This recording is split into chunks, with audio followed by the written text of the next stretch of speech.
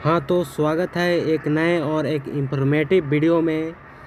आज के इस क्लास में हम बात करने वाले हैं बिहार बोर्ड इंटर परीक्षा 2026 की फिजिक्स विषय की चैप्टर 1, जिसका नाम है विद्युत आवेश तथा क्षेत्र। क्या होता है आवेश, क्या होता है विद्युत, उसका क्षेत्र क्या है, ये सब के बारे में आज हम पढ़ेंगे। इसका हम आज एक इंट्रोडक्शन क्लास करने वाले हैं। ठीक, तो चलिए क्लास को शुरू करते हैं। सबसे पहले सभी बच्चे इस वीडियो को जल्दी जल्दी शेयर कर दीजिए। सबसे पहले सभी बच्चे इस वीडियो को जल्दी जल्दी शेयर कीजिए। तो चलिए,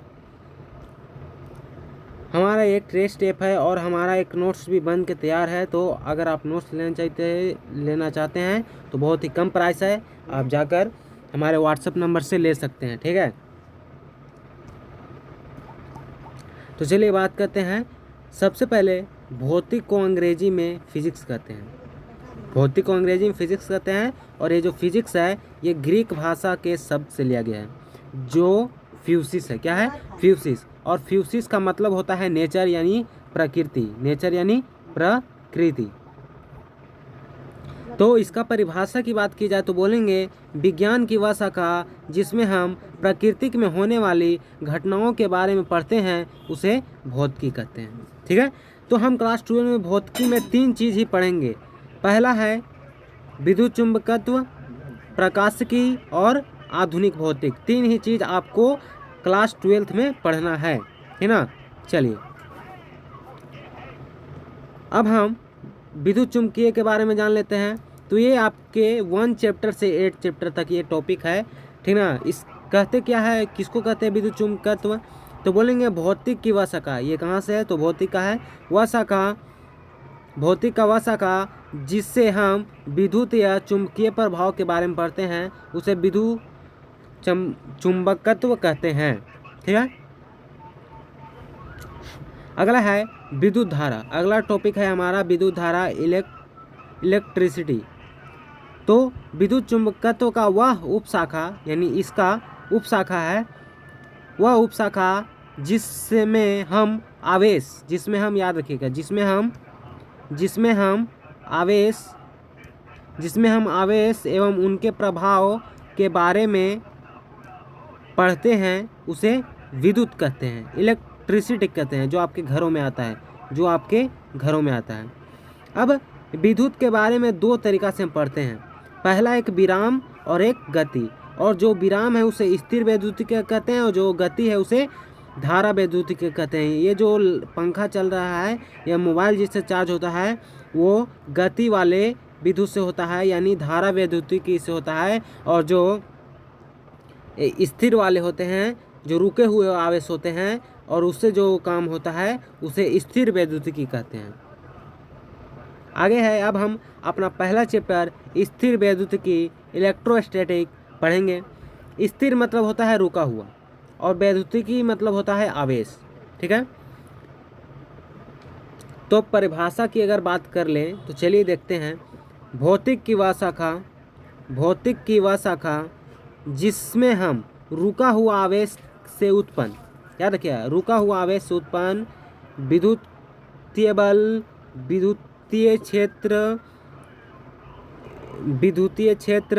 विद्युत विभव, विद्युत ऊर्जा के बारे में पढ़ते हैं उसे स्थिर वैद्युतिकी कहते हैं। उसे क्या कहते हैं? स्थिर वैद्युतिकी। यानी सिंपल है कि जिसमें हम रुका हुआ आवेश के बारे में पढ़ेंगे, जिस विषय में रुका हुआ आवेश के बारे में पढ़ेंगे उसे स्थिर वैद्युतिकी कहते हैं। ठीक है, तो स्थिर वैद्युतिकी में हम रुका हुआ आवेश के बारे में पढ़ते हैं। उदाहरण के लिए ले लीजिए, जब हम ठंड के मौसम में स्वेटर को उतारते हैं तो चट चट की आवाज़ आती है कि नहीं? और जब हम कंघी या प्लास्टिक में कलम को बाल से रगड़ते हैं तो क्या होता है, जो कागज़ के टुकड़े हैं वो इससे सटने लगते हैं। वो क्या होते हैं? सटने लगते हैं। कंघी से क्या होते हैं? सटने लगते हैं, कागज़ के टुकड़े हो या तो धूलकण हो। ठीक ना। अब है स्थिर वैद्युतिकी के अनुप्रयोग। स्थिर वैद्युतिकी के अनुप्रयोग यानी application of electrostatic. Application of electrostatic. आपने देखा होगा जहाँ बिजली चमकती है या बिजली या बादल गरजता है तो वहाँ पर ये स्थिर वस्तु यानी रुका हुआ आवेश के अनुप्रयोग यानी पढ़ते हैं उसके बारे में। फिर है सांधार्थ यानी जो पंखे में कैपेसिटर लगा होता है जिसका काम होता है पंखे की गति को तेज करना, उसको काम में समझने में हम स्थिर वैद्युतिकी का प्रयोग करते हैं। वान डे ग्राफ जनित्र का काम को समझने में हम काम करते हैं। ये देखिए यही आपका है कैपेसिटर, ये दोनों क्या है कैपेसिटर है, ये आपका क्या है कैपेसिटर है, ठीक ना, ये क्या है कैपेसिटर है। और यह है आपका वान डे ग्राफ जनरेटर। इसमें क्या होता है कोई बिना आवेश वाला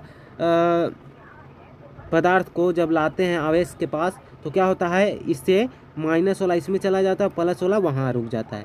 जैसे देखिए ये लड़के इसको जैसी छुई इसका बाल क्या हुआ फैल गया, इसका बाल क्या हुआ फैल गया।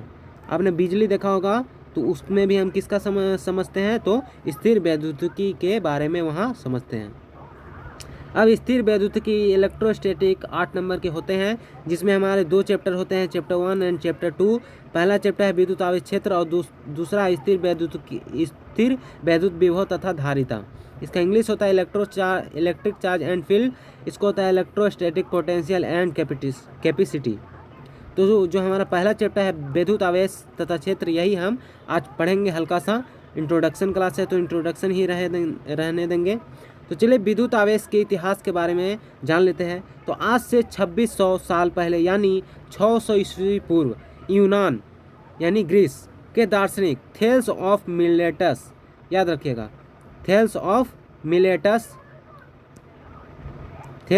मिलेटस ने जब एम्बर को फर से रगड़ा तो उन्होंने देखा कि एम्बर छोटे छोटे धूलकण को खींच रहा था।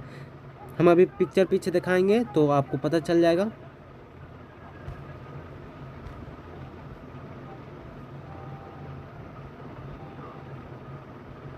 रुके थोड़ा सा, चलिए समझ आगे है। सन 1600 ईस्वी में विलियम गिलबर्ट ने पाया कि एम्बर और फर जैसे गुण और में भी पाया जाता है। जैसे कौन हो सकता है? पहला है कांच और रेशम, एबोनाइट और ऊन, एम्बर और ऊन और कंघी और बाल। सन 1646 में थॉमस ब्राउन ने सबसे पहले इलेक्ट्रिसिटी का प्रयोग किया था। इलेक्ट्रिसिटी शब्द का उत्पत्ति ग्रीक भाषा के इलेक्ट्रॉन से हुआ है जिसका मतलब होता है एम्बर, जिसका मतलब क्या होता है एम्बर। जैसे देखिए यहाँ पे ये है एबोनाइट को रोड और ये है बिल्ली का खाल, ठीक। क्या करता है रगड़ रहा है तो माइनस चल जा रहा है इसमें और प्लस चल जा रहा है बिल्ली के खाल में। उसी तरह देखा गया एम्बर और फर में भी कि जो प्लस है चल गया इसमें और माइनस आ गया इसमें, ठीक। उसी तरह देखिए यहाँ पर जब कपड़े से रगड़ा गया तो डंडी में आ गया आपका माइनस और कपड़ा में आ गया प्लस। उसी तरह जब प्लस लाएं तो कागज़ में हो गया माइनस और डंडा में हो गया प्लस, ठीक।